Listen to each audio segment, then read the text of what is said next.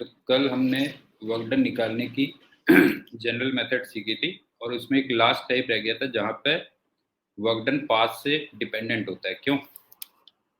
अब वो देख लो, वर्क डन जहां पे पाथ डिपेंडेंट हो।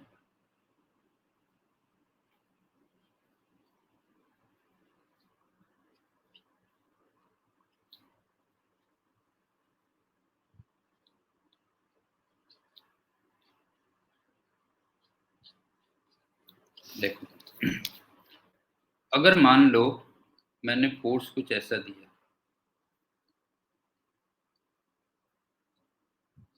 वाई स्क्वायर आई कैप प्लस एक्स जे कैप, और इसमें तुम 0 0 से 1 1 तक डिस्प्लेस करते हो और तुमसे वर्क पूछा जाता है कितना होगा।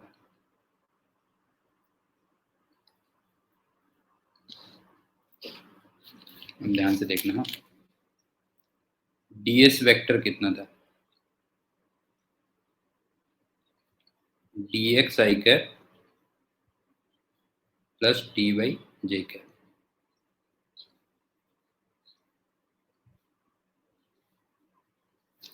इसका मतलब जो f डॉट ds निकला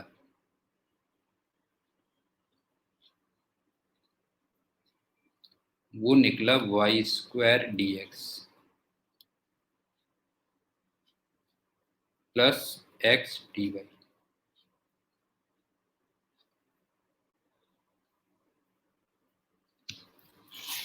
अब आप ये देखो कि ये जो है ना, this is not equal to d of something,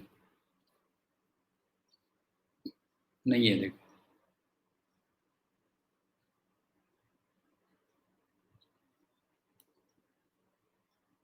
है, बता गोपी, बता। ये डी ऑफ समथिंग नहीं है। क्यों? देखो बताता हूं। अगर मैं इस वाले को देखता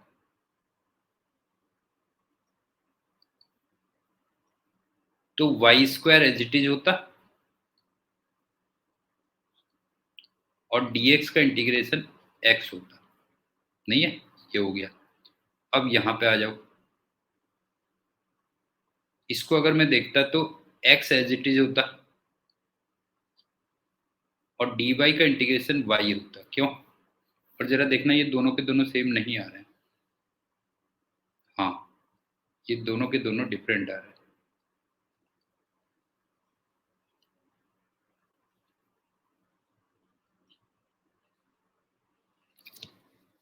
तो डी ऑफ समथिंग तो नहीं है। अब प्रॉब्लम क्या है? देखो, अगली प्रॉब्लम क्या है कि dx के साथ में तुम y के फंक्शन को कैसे इंटीग्रेट करोगे? भाई सिंपल सी बात है, dx के साथ में y के फंक्शन को कैसे इंटीग्रेट करोगे? और इसी टाइप से dy के साथ में x के फंक्शन को कैसे इंटीग्रेट करोगे? मी का समझ में आया बेटा? ये बता जो है, डी ऑफ समथिंग होता तो चलो मैं सीधे सीधे इंटीग्रेशन कह देता कि वो समथिंग के इक्वल आ जाएगा, लेकिन dx के साथ में y के इंटीग्रेशन, y को कैसे करोगे और dy के साथ में x को कैसे इंटीग्रेट करोगे? ये प्रॉब्लम आ जाएगी। तो अब तुम्हें पाथ रिक्वायर्ड होगा, ये ध्यान रखना। Now path required.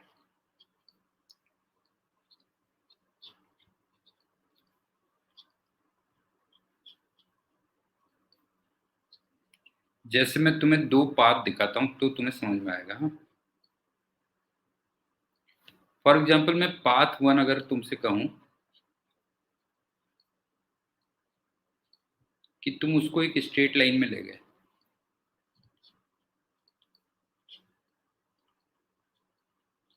और वो स्ट्रेट लाइन की इक्वेशन दे रखी है x इक्वल टू वाई।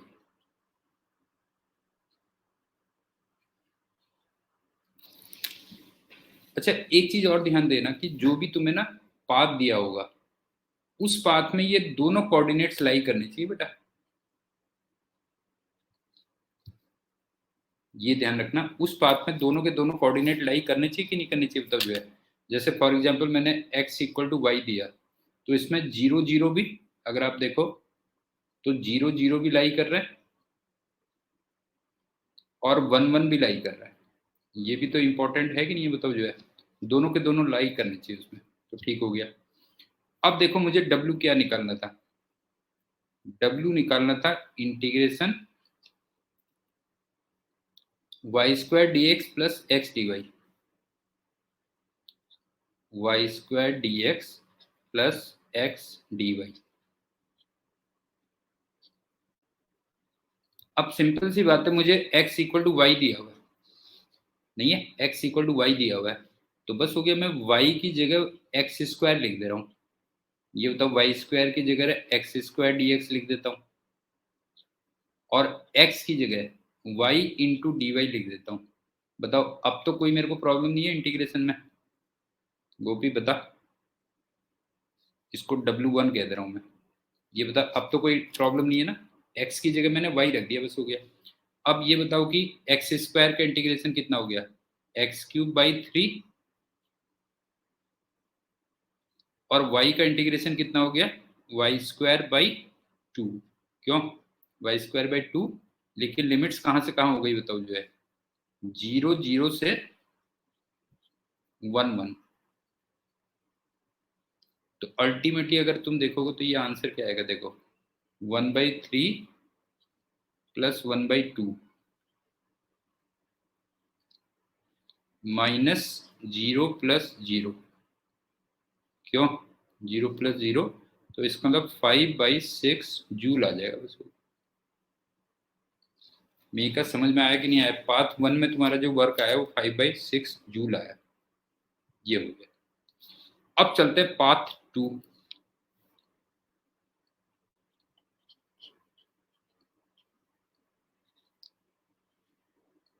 मान लो मैं कहता हूं कि x equal to y square एक पाथ है, इसमें ले गया, लेकिन तुम्हें वही चेक करना पड़ेगा। चेक क्या मतलब, देगा ही ऐसे कि इसमें देखो 0 0 भी सेटिस्फाई कर रहा है इसको, और 1 1 भी सेटिस्फाई कर रहा है। देखो आप देखो, इसको 0 0 और 1 1 दोनों सेटिस्फाई कर रहे हैं। क्यों, ठीक। अब ये बताओ कि अब वर्क कितना था, integration y square d x plus x d y. अच्छा, यहाँ पे ना अभी चांस की बात है कि दोनों पे पास सेम आ जा रहा है, तो थोड़ा सा चेंज कर दे रहा हूँ। चलो मैं x equal to y cube कर देता हूँ, तब सेम नहीं आएगा, ठीक है। अभी चांस की बात है कि उसमें भी सेम आ जा रहा है, x equal to y cube कर दे रहा हूँ, ठीक है। मुझे क्या इंटीग्रेट करना था, देखो y square d x plus x d y, y square d x plus x d y. अब देखना है, ये बताओ यहां से मैं की y की वैल्यू को x की पावर 1/3 लिख सकता हूं। मैं क्या पता बेटा, y की वैल्यू को x की पावर 1/3 लिख सकता हूं। इसका मतलब वाई स्क्वायर को मैं कितना लिख सकता हूं, x की पावर 2/3 लिख सकता हूं। क्यों, हाँ, तो ये हो गया x की power 2/3 into d x, plus x को कितना लिख सकता हूं, y cube into d y. अब बताओ, अब तो मेरे को प्रॉब्लम नहीं है कुछ भी, अब इसको इंटीग्रेट करने में तो कोई प्रॉब्लम नहीं है ना। तो अब सुनो, x की पावर 2/3 कितना होगा, वो होगा, एक पावर ऐड हो जाती है और नीचे आ जाती है ना टोटल, ये x की पावर 5/3 अपॉन 5/3 प्लस y की पावर 4 अपॉन 4। ये हो जाएगा। क्यों, और लिमिट्स हो जाएंगी 0 0 से 1 1। तो इसका जो फाइनली आंसर आएगा ना, जब तुम वैल्यू रखोगे, तो मेरे ख्याल से इतना आएगा, 3/5 प्लस 1/4 आएगा मेरे ख्याल से। इसको W2 कह दे रहा हूँ। फाइनली तुम देखना इसका आंसर ये आएगा 3/5 प्लस 1/4, तो इसका मतलब 12, हाँ 17/20 जूल आ गया।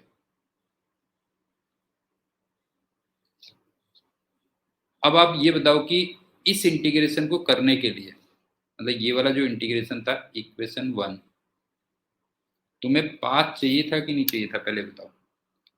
फाइनली कंक्लूजन देखो बेटा जो है, कंक्लूजन ये देखो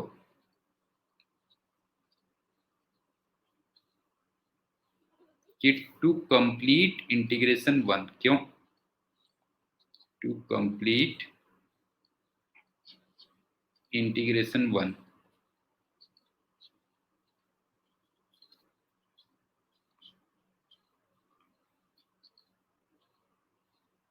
पाथ रिक्वायर्ड था। एक तो ये हो गया, और दूसरी बात क्या थी कि W इन पाथ 1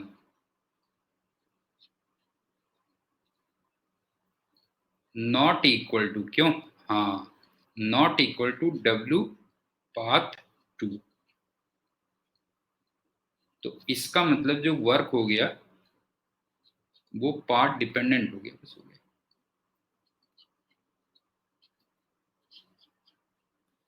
तो बस ये तुम्हें 4 ही केस मिलेंगे, बस हो गया। जो मैंने 4 केस पढ़े ना, उनसे तुम्हारा काम चल जाएगा। कोई डाउट है इसमें बताओ, कोई भी डाउट है गोपी? अब एक और बढ़िया सा एग्जांपल करवा देता हूँ, उसमें और मजा आ जाएगा तुम्हें, सुन लो।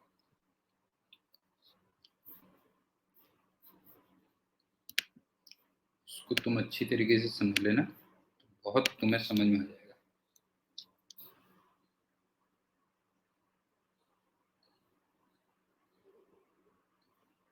ये ना एक क्वार्टर सर्किल है,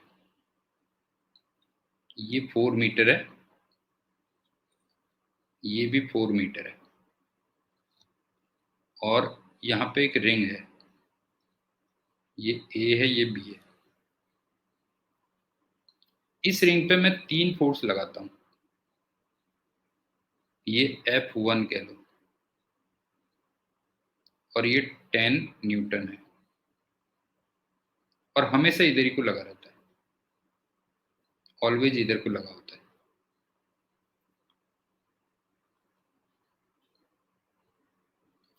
और एक मैं ऐसे फोर्स लगाता हूँ F2, ये भी 10 न्यूटन है, ये हमेशा टेंजेंशियल होता है, ऑलवेज टेंजेंशियल।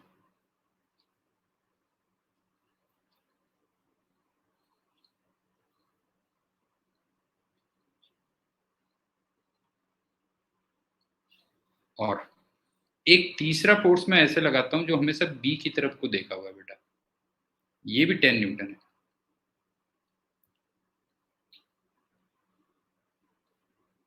ये भी 10 न्यूटन है, लेकिन ये हमेशा टुवर्ड्स बी है, ऑलवेज टुवर्ड्स बी।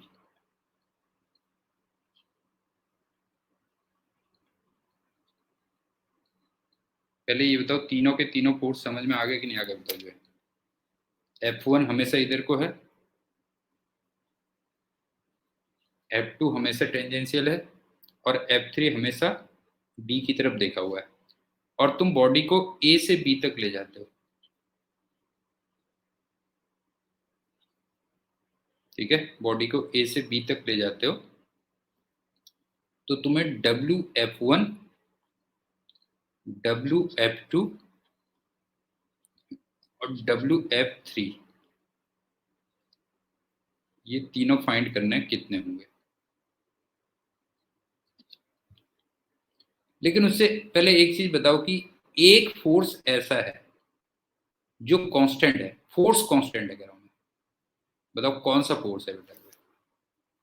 F1 है, ये ध्यान रखना, F1 फोर्स ये कांस्टेंट है,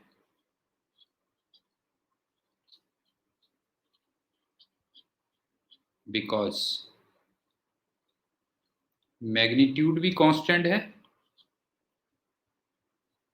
और डायरेक्शन भी कांस्टेंट है।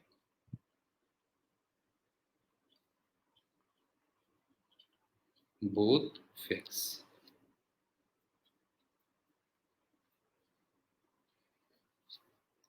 जबकि F2 और F3 की क्यों,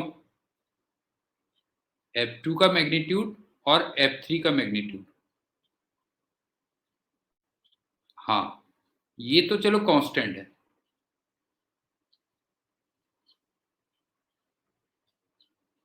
10 न्यूटन पे, लेकिन उनकी डायरेक्शंस चेंज हो रही है।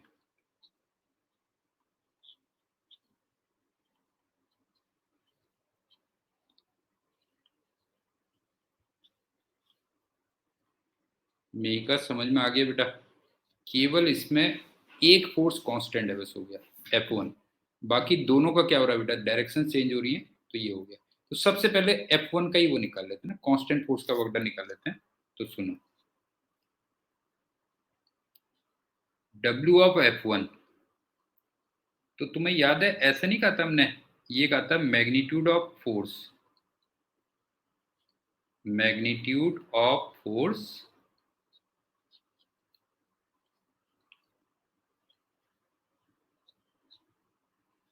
Into component of S, component of S, हाँ, टुवर्ड्स F। बताओ ये बोला था या नहीं बोला था बेटा, बताओ जो है कांस्टेंट फोर्स का वर्क डन, मैंने ये बोला था ना, magnitude of force into component of S towards F। अब ये बताओ मैग्नीट्यूड ऑफ फोर्स तो था 10, और ध्यान से देखना, मैंने इधर डिस्प्लेस किया, डिस्प्लेस ये किया, और फोर्स मेरा इधर को था, देखो ना, ये था F और ये था S। S का F की डायरेक्शन में कंपोनेंट ये 4 मीटर नहीं होगा, बताओ।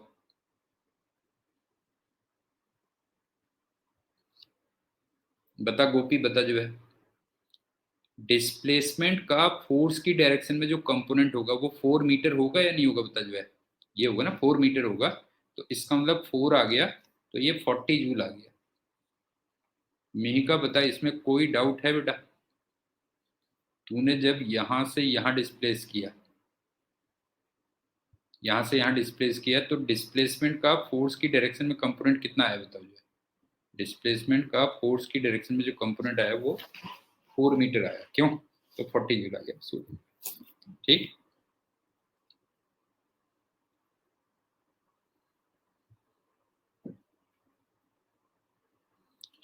अब चलते हैं W ऑफ F2 निकालते हैं। देखो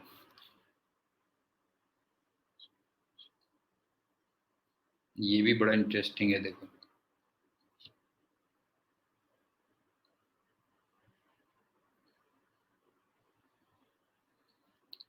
मैंने यहां पे F2 लगाया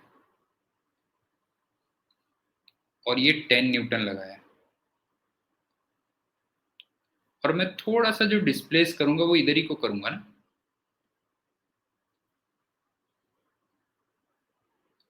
बताओ ये क्लियर है कि नहीं है? थोड़ा सा मैं डिस्प्लेस करूंगा तो इधर को करूंगा कि नहीं करूंगा, बताओ। उसी टाइप से जब यहां पे होगा, नहीं है, जैसे फोर्स इधर को होगा तो मैं इधर ही को डिस्प्लेस करूंगा, तो इसका मतलब इन दोनों के बीच में 0 डिग्री का एंगल आएगा, बताओ क्लियर है? ये बताओ, जब मैं धीरे धीरे धीरे धीरे डिस्प्लेस करूंगा तो हमेशा क्या होगा, बताओ जो है, ऑलवेज एंगल बिटवीन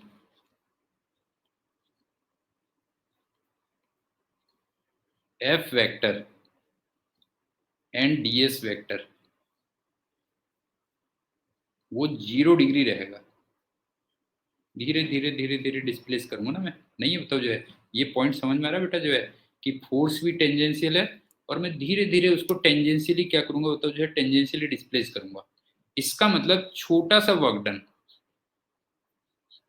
छोटा सा वर्क डन बाई F2, इसको मैं ऐसे लिख दूं F2, हाँ F2 ds cos 0 डिग्री, ये हो गया। अब F2 की वैल्यू 10 है और ds है, ये हो गया। इसका मतलब जब मैं W/F2 निकालूंगा तो वो फिर कितना हो जाएगा, ध्यान से देखना, 10 इंटू ds को इंटीग्रेट कर दो। हाँ, अब थोड़ा सा बेटा यहाँ पे ना एक थोड़ा सा कैच पॉइंट है। कैच पॉइंट ये है कि जब ds को इंटीग्रेट करोगे ना, तो ये तुम्हारी ना ये पूरी लेंथ आएगी बेटा, ये पूरी लेंथ आएगी। जैसे ये A B C कह लो, ये पूरी लेंथ ABC आएगी। बताओ ये फील कर पा रहे हो कि नहीं कर पा रहे हो? ACB आएगी पूरी लेंथ। बता मिहिका, बता बेटा, जब ds को धीरे धीरे तू इंटीग्रेट करेगी, देख इंटीग्रेट करने का मतलब ऐड करेगी, ये ऐड करेगी, फिर ये ऐड करेगी, फिर ये ऐड करेगी, ये सब ऐड करोगे अगर, तो अल्टीमेटली क्या बनेगा बताओ, DACB बनेगा कि नहीं बनेगा बताओ जो है।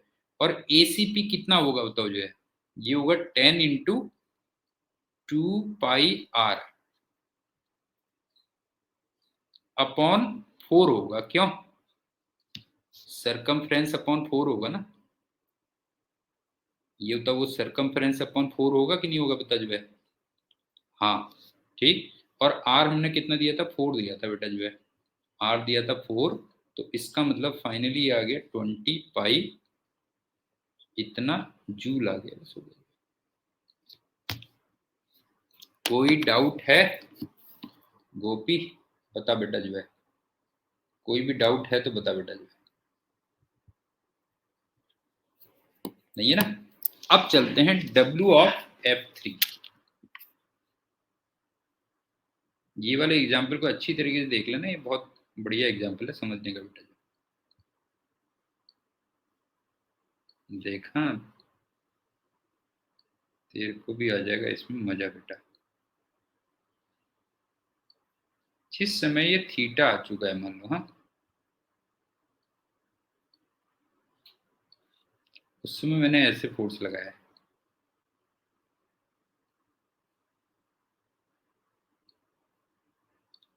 ये है F3, लेकिन डिस्प्लेस तेरा थोड़ा इधर को हुआ है,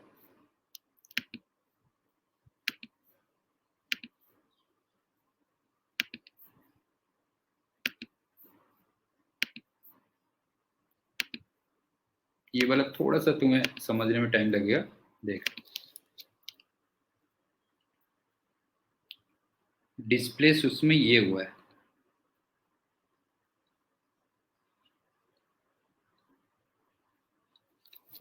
ये हुआ है। अब एक चीज देखो, एक काम करता हूं मैं, रुक जाओ, हाँ थोड़ा सा चेंज करता हूँ इसको, और ज्यादा बढ़िया लगेगा। देखो, इस वाले एंगल को मान लो मैं थीटा बोल देता हूँ, ठीक है, इस वाले एंगल को बोल दे रहा हूँ थीटा। अब सुनो,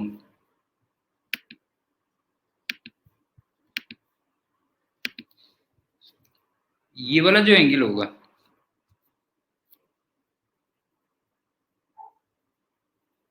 हाँ ये थोड़ा दूसरा एग्जांपल है। अब ये वाला जो एंगल होगा, ये बताओ ये एंगल 90 माइनस थीटा होगा कि नहीं होगा, बताओ जरा अच्छी तरीके देख लो। ये ऐसे था, ये ऐसे था, इसको मैंने थीटा माना तो 90 माइनस थीटा हो गया। अब सुनो, ये भी रेडियस है, ये भी रेडियस है, तो इसका मतलब ये वाला जो एंगल होगा, ये वाला भी 90 माइनस थीटा होगा। बताओ गोपी, जरा बता बेटा जो है, ये वाला एंगल भी क्या होगा बता जो है, 90 माइनस थीटा नहीं होगा बता जो है, ये हो गया। इसका मतलब ये वाला जो एंगल होगा, ये वाला एंगल, ये 2 थीटा होगा। जरा चेक करो,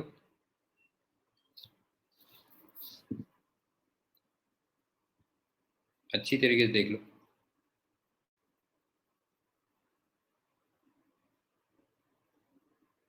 अरे तीनों का सम 180 होना चाहिए ना, ये और ये तीनों का सम 180 होना चाहिए, तो इसका मतलब 2 थीटा हो गया। इसका मतलब ये वाला जो एंगल होगा, ये π/2 -2 थीटा होगा। बहुत ये सोच समझ के करना है बेटा जो है, ये होगा π/2 -2 थीटा। एल्फा कह दे रहा हूँ, चलो इस एंगल को एल्फा इक्वल टू ये होगा। बताओ ये क्लियर है या नहीं है बेटा? एल्फा की वैल्यू क्या होगी? π/2 -2 थीटा होगी। ठीक, अब दूसरी बात सुनो, इसीलिए मैं आराम आराम से कर रहा हूँ।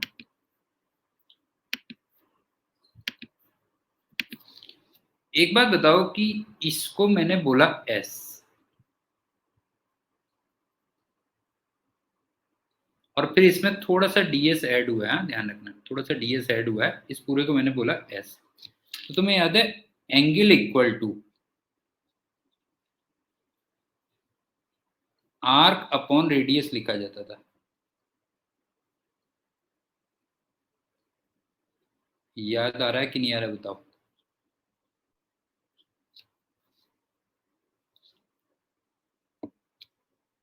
ये बताओ याद आ रहा है कि नहीं आ रहा है बताओ? Angle equal to arc upon radius लिखा जाता था ना।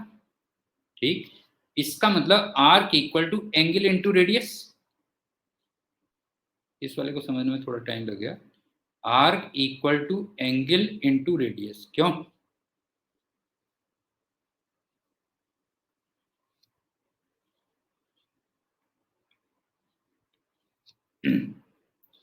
और आर्क यहाँ पे एस है एक्चुअल में। हाँ, और एंगल यहाँ पे अल्फा है, और रेडियस यहाँ पे 4 है। समझ में आ गया? तो s equal to alpha into 4 हो गया। और एल्फा कितना है भाई? देखो π/2 माइनस थीटा है, π/2 माइनस थीटा है। तो इसका मतलब एस इक्वल टू कितना हो गया? ध्यान से देखना बेटा जो है, S equal to π/2 minus theta into 4, या कह लो 2 पाई -4 थीटा।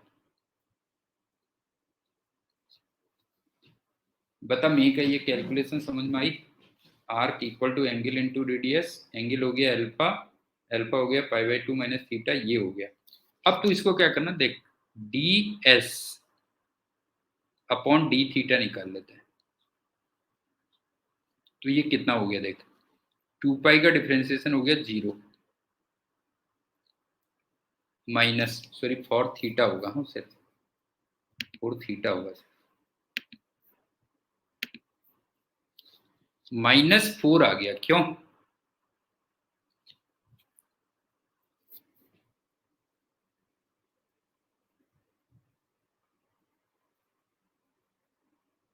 नहीं, अल्फा की वैल्यू कितनी थी बेटा? Sorry sorry sorry sorry, 2 theta,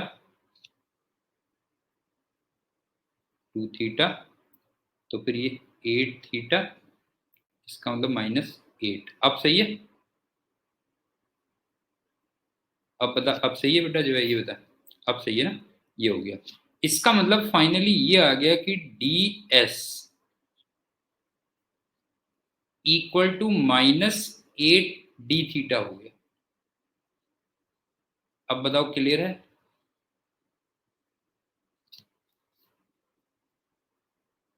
अब क्लियर है ना? अच्छा ये वाला जो इंटीग्रेशन था ना, ये हम जैसे मैंने कल निकाला था देखो वैसे भी निकाल सकते हैं बेटा, बताता हूँ मैं तुम्हें। जैसे ये इक्वेशन थी देखना, हाँ इसको ऐसे भी करते हैं, ध्यान से देखो बेटा, जो है S equal to 2 pi minus 8 theta. इसमें जरा देखना वेरिएबल्स क्या हैं, इसमें जो वेरिएबल्स हैं, नहीं एस भी है बेटा, जो है ना एस भी चेंज हो रहा है और थीटा भी है, तो मैं डिफ्रेंशिएट कर देता हूँ, ऐसे भी करते हैं कई बार। देखो एस का डिफ्रेंशिएशन 1 इंटू डी एस, 2 पाई का डिफ्रेंशिएशन 0 माइनस 8, थीटा का डिफ्रेंशिएशन 1 इंटू डी थीटा। समझ में आ रहा है, ऐसे भी करते हैं बेटा कई बार।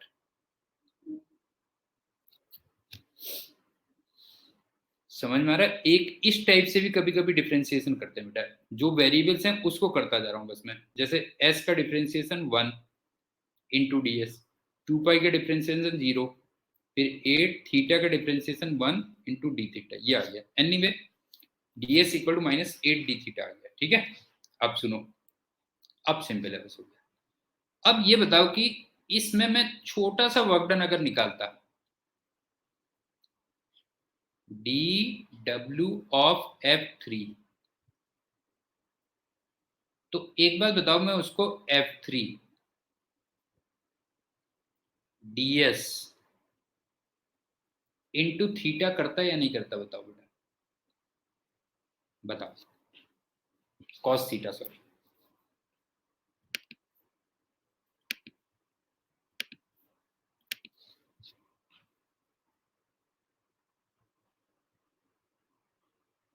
मेका बता, छोटा सा वर्क डन अगर निकालता तो ये करता कि नहीं करता, बता जो है।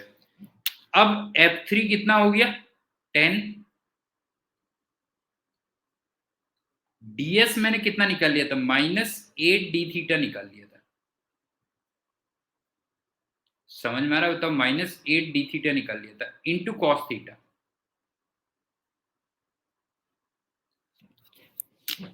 मतलब -80 cos theta into D theta हो गया। अगर तुम देखोगे DWF3, DWF3 इसकी वैल्यू हो गई -80 cos theta into D theta. पहले बताओ यहां तक कोई डाउट है तुम्हें?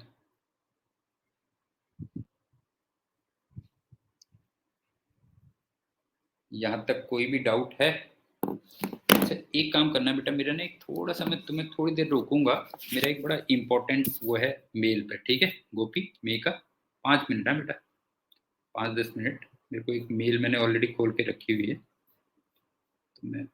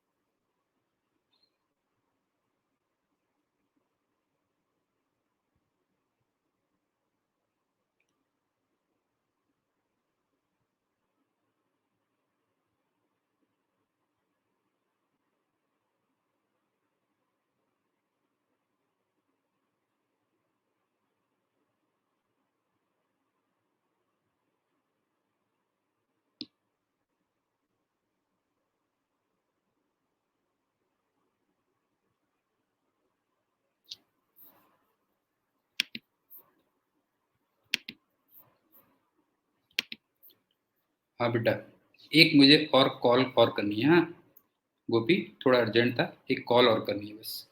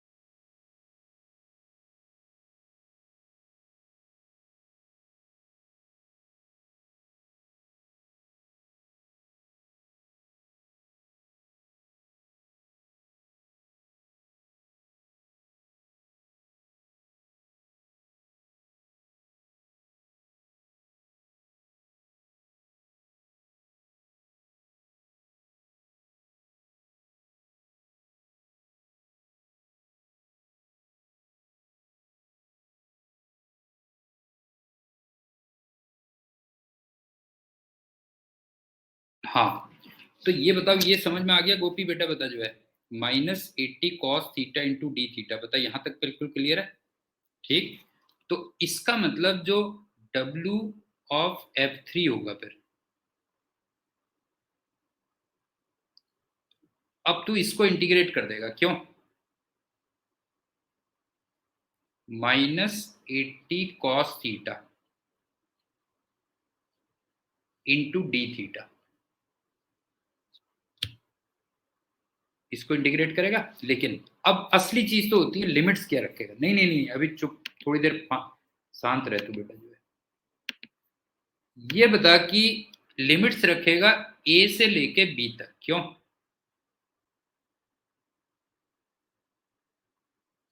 वैसे तूने भी अच्छी बात कही यार, तूने बात बहुत अच्छी कही बेटा। जो है ए से लेके बी तक, और इन पर लिमिट क्या रखेगा?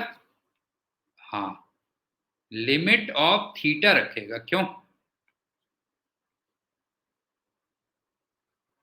मैं पता दूसरी चीज सोच रहा था कुछ।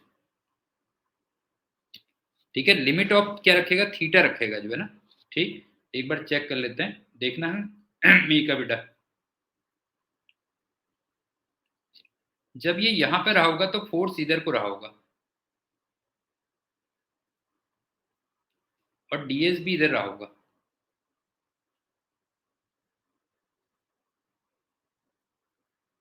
नहीं, थोड़ा सा गड़बड़ हो गया बेटा। जो है थोड़ा सा हो गया गड़बड़। सुन,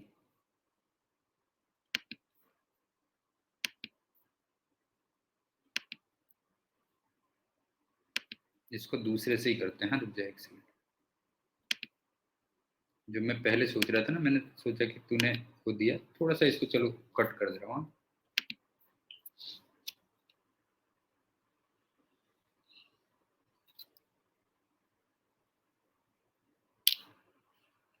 देखो ए पे एक बात बताओ कि ये देखना है बेटा, ध्यान से देखो,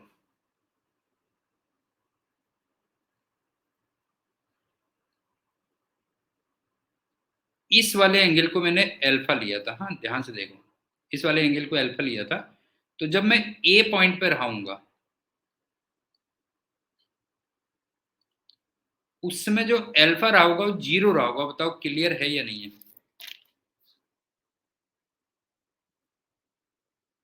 बताओ ए पॉइंट पे अल्फा की वैल्यू जीरो रही होगी कि नहीं रही होगी? बताओ जाए, अल्फा जीरो रहा होगा, लेकिन अल्फा एक्चुअल में था कितना? अल्फा मेरे ख्याल से था π/2 -2 थीटा था। बता क्लियर है? बता जो है, ए पे अल्फा की वैल्यू जीरो रही होगी, इसका मतलब π/2 -2 थीटा रहा होगा। इसका मतलब थीटा की लिमिट क्या रही होगी? बताओ जो है, देयरफॉर थीटा कितना रहा होगा? जरा यहाँ पे बताओ बेटा जो है, थीटा रहा होगा π/4 रहा होगा मेरे ख्याल से। हाँ π/4 रहा होगा। तो इसका मतलब ए पे जो तुम्हें लिमिट रखोगे, ए पे तो लिमिट रखोगे थीटा इक्वल टू π/4।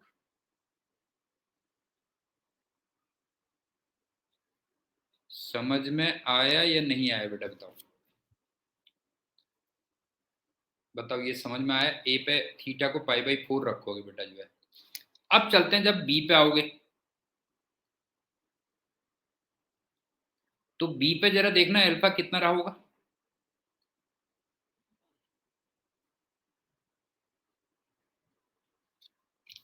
बता गोपी, बी पे अल्फा की वैल्यू कितनी रही होगी? बता जो है, बी पे अल्फा की वैल्यू कितनी रही होगी? बता जो है। हाँ π/2 लिख दे उसको, बेटर ये है, π/2 लिख दे। क्यों π/2?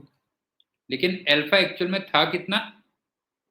अल्फा की वैल्यू कितनी थी? बता जो है, अल्फा की वैल्यू थी π/2 -2 थीटा। इसका मतलब यहाँ पे जो थीटा की लिमिट्स होंगी वो जीरो आ जाएंगी बस। तो बी पे रख देना थीटा इक्वल टू जीरो। तो अल्टीमेटली जो इसकी लिमिट्स होंगी वो कहाँ से कहाँ तक आएंगी बेटा? π/4 से लेके 0 डिग्री तक आएंगी बस, हो गया। तो फाइनल जो तुम्हारा आंसर आएगा वो कुछ ऐसे आएगा, integration -80 cos theta into D theta, और लिमिट्स हो गई π/4 से लेके थीटा, ये लिमिट्स हो गई ऐसे। अब मैं इसमें कुछ चीजें जो इंपॉर्टेंट थी वो बताता हुआ जा रहा हूँ। इस वाले लास्ट वाले पार्ट में कुछ चीजें और इंपॉर्टेंट बताता जा रहा हूँ, सुन लो। मी का एक बार दोबारा रिपीट कर रहा हूँ बेटा, सुन ले।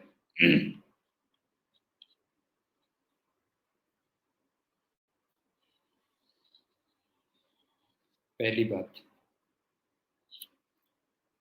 अगर मान लो कहीं पे 4x² इक्वल टू 6 - 3y³ था, तो इसको डिफ्रेंशिएट करने का मैंने एक तरीका क्या बताया था? देखो इसको डिफ्रेंशिएट करो, 8x into dx equal to 6 का डिफ्रेंसिएशन 0 -9y² इंटू dy। बताओ क्लियर है या नहीं है? ये समझ में आ गया था?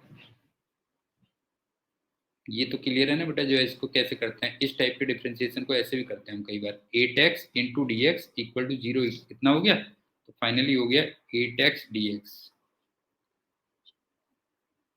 Equal to -9y² dy।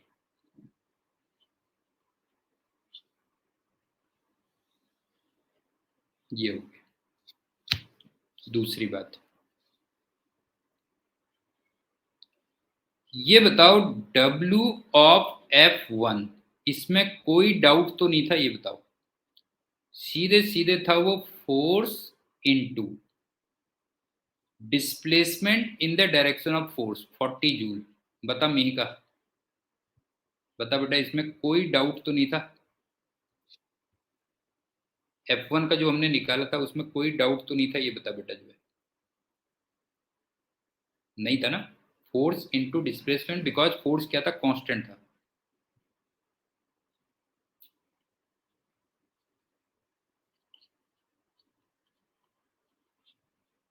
अब सुनो,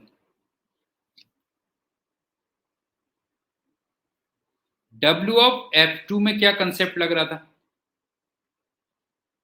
देखना। हाँ,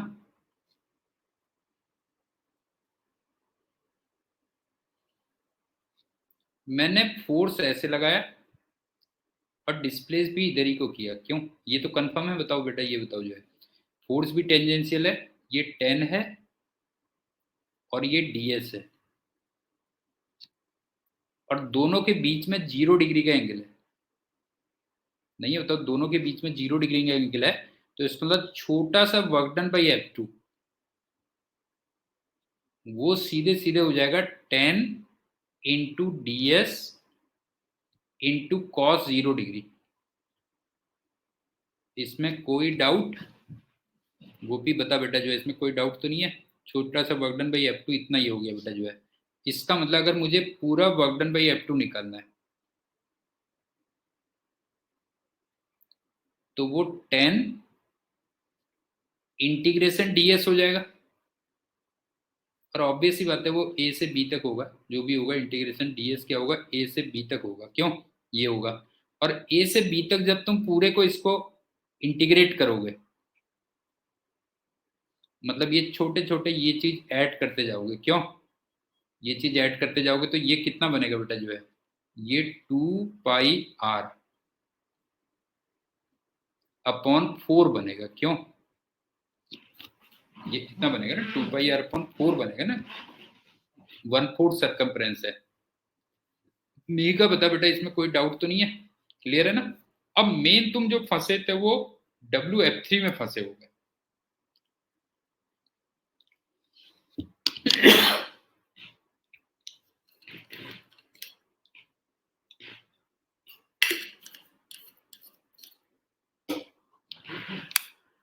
मेन जो तुम्हारा था वो था W ऑफ F3, ध्यान से देखना है, इसमें F3 ऐसे लगा था,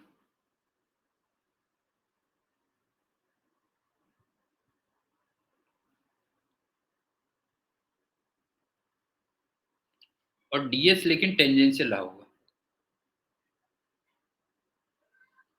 इसको मैंने थीटा मान लिया था, ध्यान से देखना, इसको थीटा मान लिया था। अब देखो,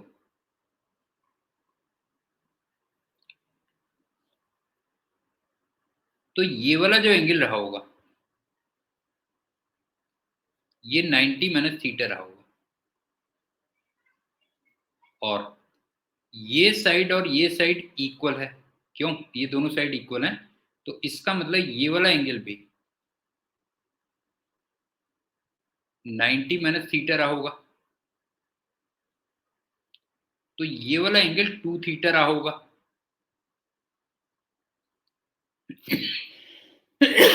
और इस वाले एंगल को मैंने अल्फा कहा था, तो अल्फा की वैल्यू π/2 -2 थीटा रही होगी। बताओ यहां तक कोई डाउट है, यहां तक बताओ किसी को कोई डाउट है बेटा जो है, बताओ जो है, अल्फा की वैल्यू π/2 -2 थीटा रही होगी, क्यों, उसके बाद ये जो आर्क रहा होगा इसको मैंने S कहा, तो इसका मतलब जो आर्क है जिसको मैंने S कहा वो एंगल इंटू रेडियस होगा,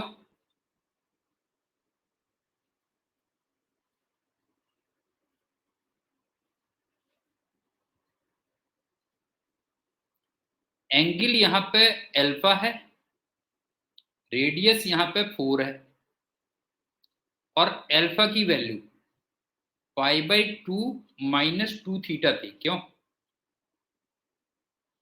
ये थी, इसका मतलब S जो निकल के आ गया, S निकल के आ गया कितना बेटा, 2 π -8 थीटा। यहां तक कोई प्रॉब्लम, बताओ,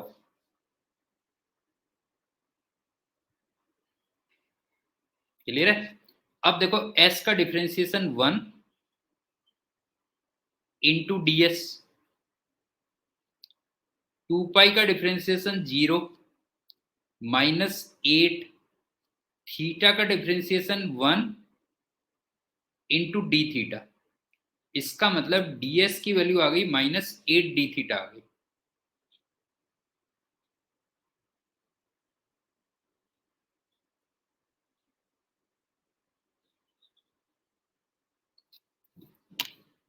ये भी क्लियर हो गया। अब सिंपल सी बात है, अब अगर मैं इतने छोटे से पोर्शन में छोटा सा वर्क डन निकालूं, नहीं है इसमें छोटा सा वर्क डन निकालूं, तो छोटा सा वर्क डन कितना आएगा, ध्यान से देखना बेटा। छोटा सा वर्क डन आएगा BWF3, ये आ जाएगा F3 ds cos थीटा। अब गोपी तेरे दिमाग में ना एक ये क्वेश्चन आ रहा होगा कि ये सारी चीजें सर ने क्यों कही, कि इतनी जो है ये सारी चीजें क्यों कर रहे थे सर जो है। एक्चुअल में क्या है, देख ध्यान से देख बेटा जो है, एक्चुअल में प्रॉब्लम ये थी कि यहाँ पे थीटा और एस दो वेरिएबल थे।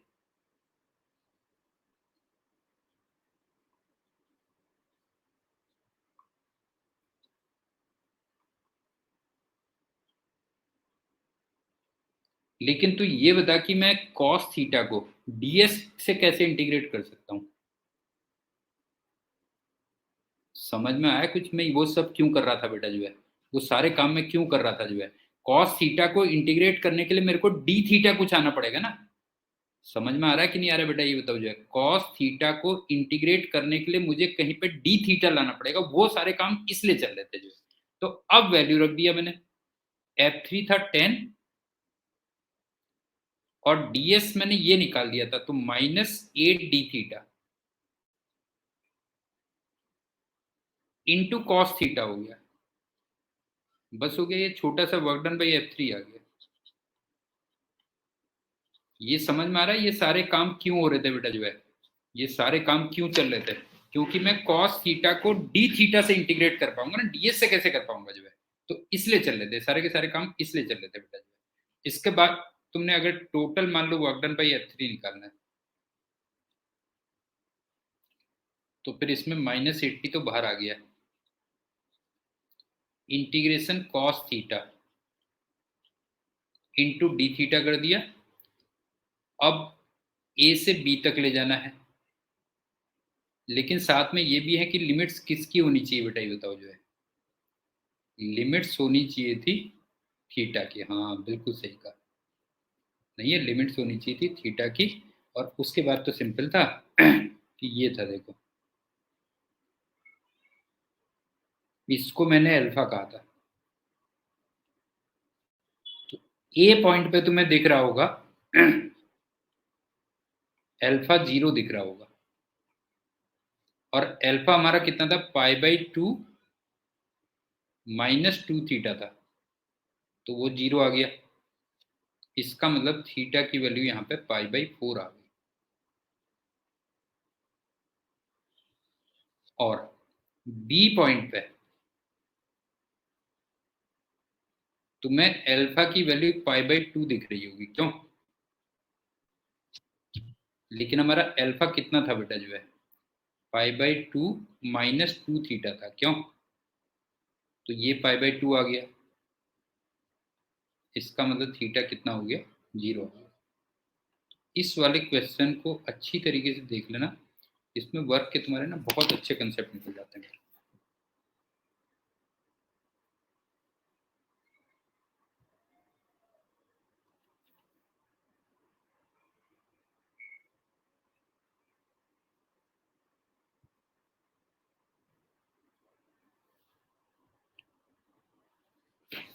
समझ में आ गया ना, इसमें तुम्हारे काफी जो है काफी कंसेप्ट निकल जाते हैं। एक कॉल और करता हूँ मैं, दो असल में बहुत अर्जेंट है, अभी करता हूँ।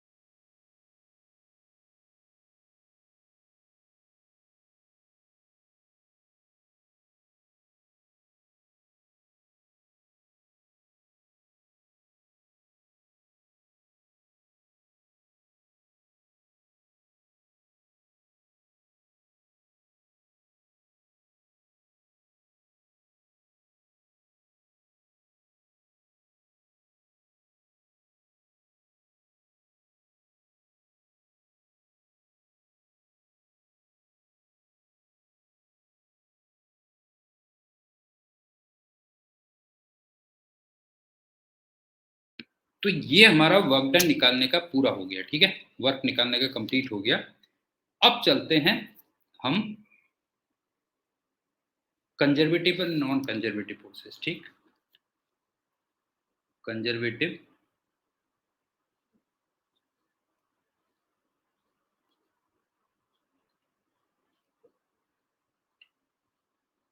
And non conservative forces.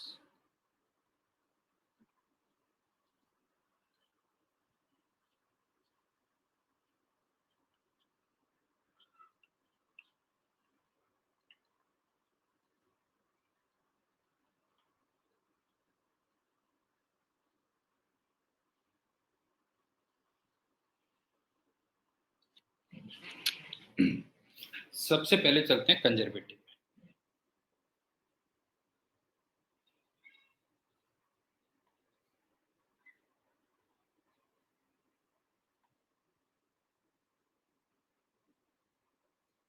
इसके मैं एक काम करता हूँ, सबसे पहले ना एग्जाम्पल से लिख देता हूँ बेटा।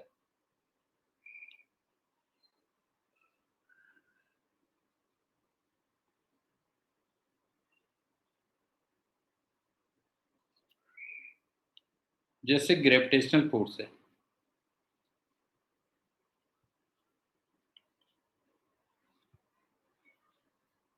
वो कंजर्वेटिव है। इलेक्ट्रोस्टैटिक फोर्स है,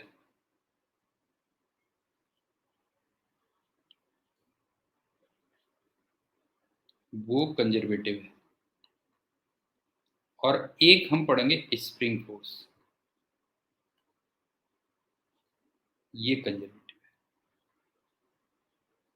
मैग्नेटिक फोर्स में थोड़े बड़े वो हैं आपस में ना, लोगों के डिस्कशंस हैं, तो उसको छोड़ दो।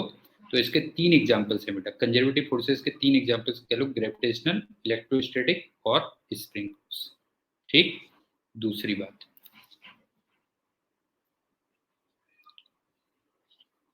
इसमें जो वर्क डन होता है ना, वो पाथ इंडिपेंडेंट होता है,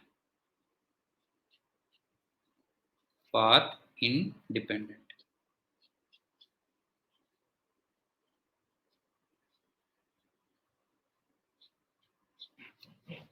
जैसे मान लो तुम बॉडी को यहां से यहां ले गए और तीन तुमने अलग अलग पाथ लिए, ठीक है,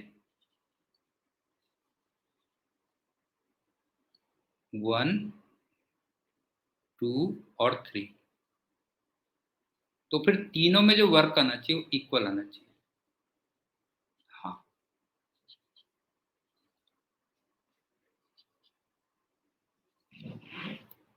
ठीक। तीसरी बात, किसी भी क्लोज्ड पाथ में जो वर्क डन होना चाहिए वो जीरो आना चाहिए बेटा। जो work done in a closed path,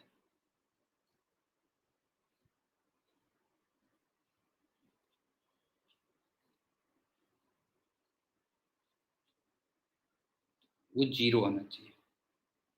मतलब अल्टीमेटली तुम करके फिर ऐसे ऐसे ऐसे यहाँ आ गए, जैसे ए से स्टार्ट हुए, ये बी पहुंचे, सी पहुंचे, और लास्ट में ए पहुंच गया, तो उसमें वर्क डन क्या आता है, जीरो आता है, ठीक है। डब्ल्यू,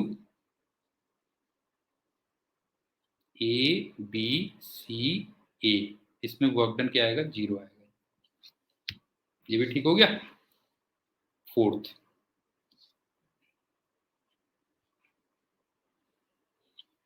आगे चल के जो ना पोटेंशियल एनर्जी वर्ड होगा,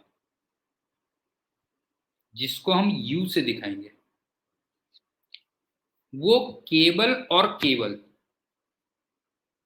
कंजर्वेटिव फोर्सेस के लिए डिफाइंड होता है बेटा। जो है इज डिफाइंड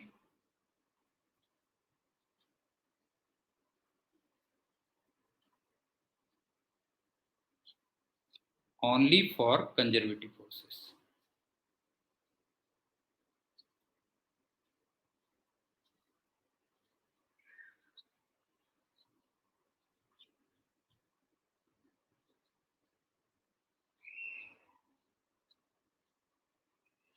मतलब जैसे तुम ये देखो ना कि ग्रेविटेशनल फोर्स के साथ में तुम पोटेंशियल एनर्जी कहोगे, gravitational potential energy, electrostatic force के साथ तुम पोटेंशियल एनर्जी कहोगे, इलेक्ट्रोस्टैटिक पोटेंशियल एनर्जी। स्प्रिंग के साथ में तुम पोटेंशियल एनर्जी कहोगे, स्प्रिंग की potential energy.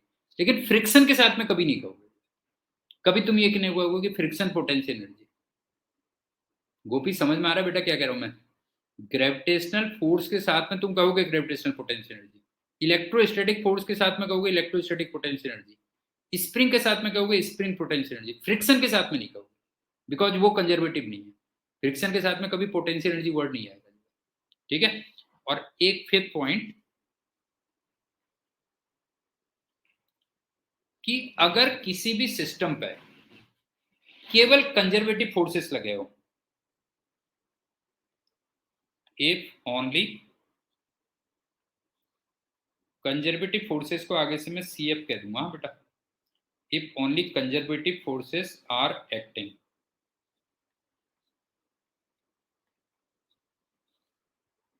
on a system,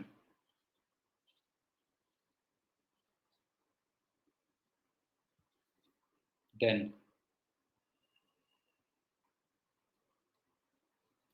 potential energy of system, sorry, mechanical energy of system,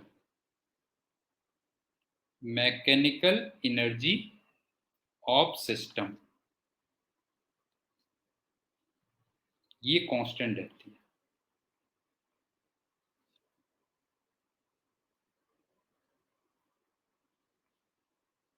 और मैकेनिकल एनर्जी में दो चीजें आती हैं बेटा, ध्यान रखना, दो एनर्जी आती है मैकेनिकल में, काइनेटिक एनर्जी और पोटेंशियल एनर्जी। समझ गए ना? मैकेनिकल एनर्जी में कौन कौन सी आती है?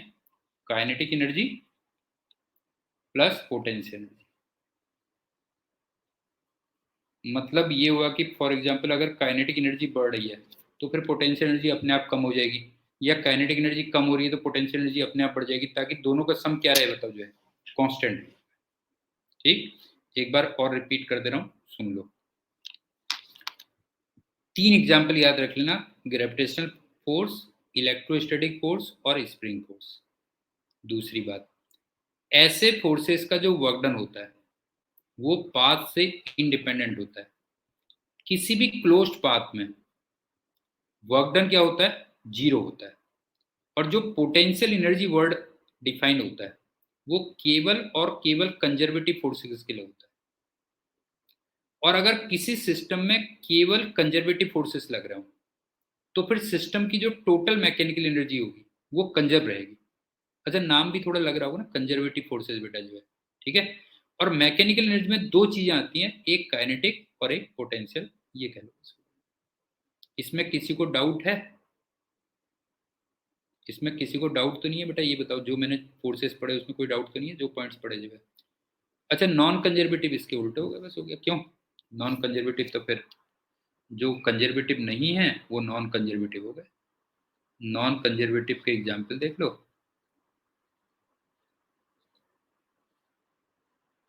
नॉन कंजर्वेटिव में जैसे फ्रिक्शन आ गया, क्यों? Like friction force.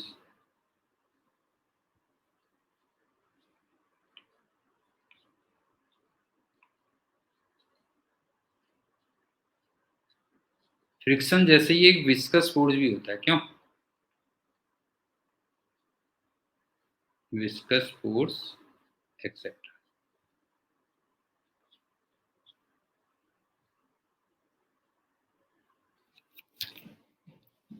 अब एक बड़ा ना कंसेप्चुअल पॉइंट आता है जो एक बार कॉम्पिटिशन में पूछा भी गया था, वो सुन लो।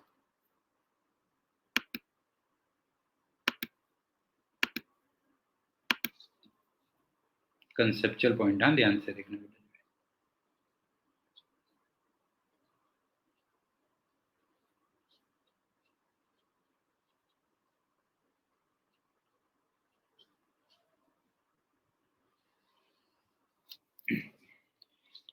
अभी हमने कुछ देर पहले देखा था ना कि work done by conservative force, sorry work done by constant force,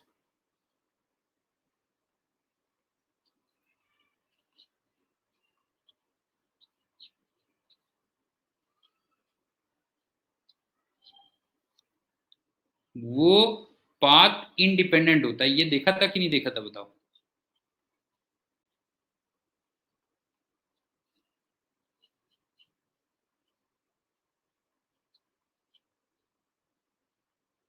बता गोपी, कुछ समय पहले हमने ये देखा था कि नहीं देखा था? The work done by constant force equal to path independent होता था, ठीक? इसका मतलब all constant forces, all constant forces, हाँ, मस्ट बी कंजर्वेटिव।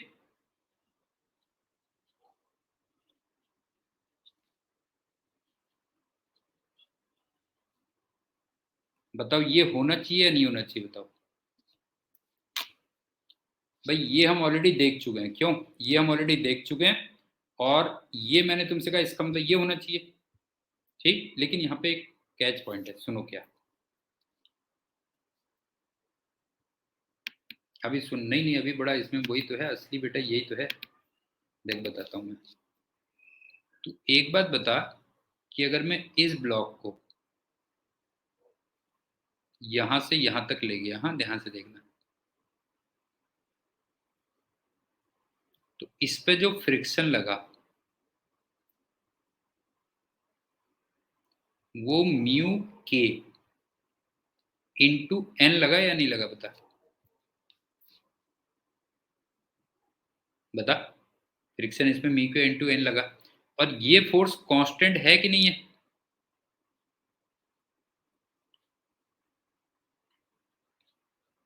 बता, ये बता, ये फोर्स कांस्टेंट है कि नहीं है, बता जो है।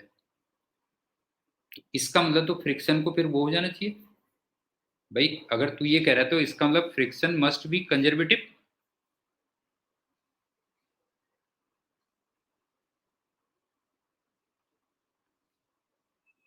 नहीं है तेरे हिसाब से तो फ्रिक्शन को कंजर्वेटिव होना चाहिए कि नहीं होना चाहिए, बता बेटा जो है।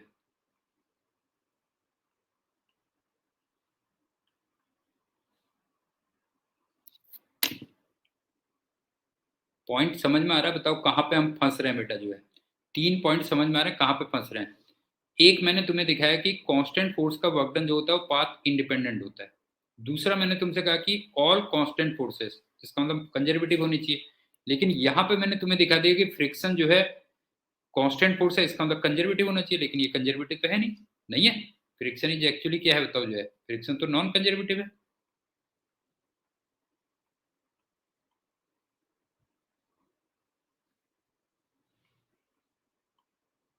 एक्चुअल में क्या है ना बेटा जो है, सुनो, अगर कांस्टेंट फोर्स है तो फिर वो थ्रू आउट कांस्टेंट रहना चाहिए, तब कंजर्वेटिव होगा। मतलब ध्यान से देखो, इफ force is constant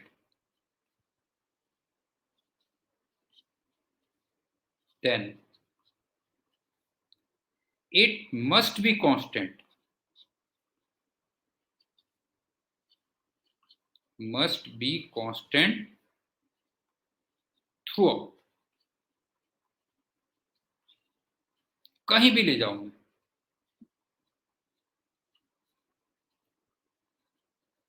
तुमने तो एक छोटा सा पार्ट देखा। तू एक बात बता कि अगर मैं इस ब्लॉक को यहां से यहां ले गया तो फ्रिक्शन इधर हो गया, लेकिन अब अगर मैं उस ब्लॉक को वापस लाऊं तो फ्रिक्शन इधर को लगने लगेगा। तो अब बता क्या फ्रिक्शन कांस्टेंट है थ्रू आउट? अब बता, समझ में आया या नहीं आया? नहीं का बेटा बता, समझ में आया कि नहीं आया? अगर कांस्टेंट है तो फिर थ्रू आउट कांस्टेंट रहना चाहिए। भाई सिंपल सी बात है, जब मैं इसको इधर ले जा रहा था, हाँ, जब मैं इसको इधर ले जा रहा था तब तो फ्रिक्शन इधर लग रहा था, और जब मैं इस ब्लॉक को इधर ला रहा हूं, ठीक है ना, जब मैं इसको इधर ला रहा हूं तो फ्रिक्शन ने अपनी डायरेक्शन चेंज कर दी। तो फिर कांस्टेंट कहाँ हुआ बेटा जो है? तो इसका मतलब यहां पे अगर देखोगे तो friction is not constant through out, not constant through out.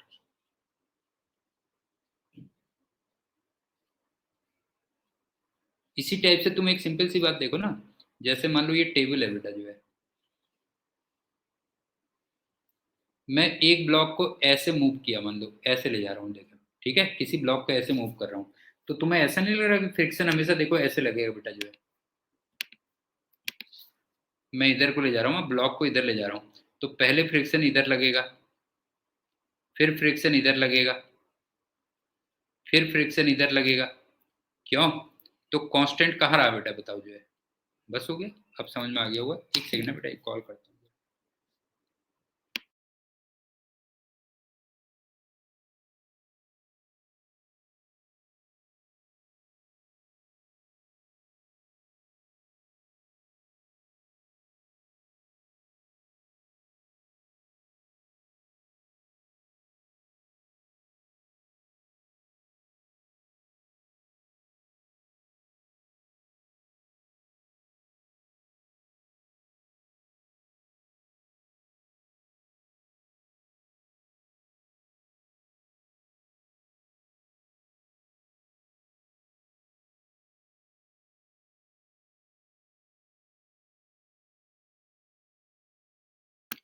ये समझ में आ गया बेटा गोपी, ये बता समझ में आ गया क्यों? ठीक है, तो ऐसे टेंजेंशियल हो गया, तो फ्रिक्शन तुमने देखा होगा कि फ्रिक्शन थ्रू आउट कॉन्स्टेंट नहीं है, तो इसका मतलब कंजर्वेटिव नहीं है। तो मेन ये हो गया कि अगर थ्रू आउट सब चीज कांस्टेंट है, ठीक है ना, थ्रू आउट फोर्स कांस्टेंट है, तब उसको कंजर्वेटिव है। ठीक, बाकी चलो फिर कल करते हैं। ठीक है, okay, bye and thank you है। बाय बेटा, आज थोड़ा डिस्टर्ब रहा, बहुत अर्जेंट था मेरा एक्चुअली, काफ़ी अर्जेंट वो था।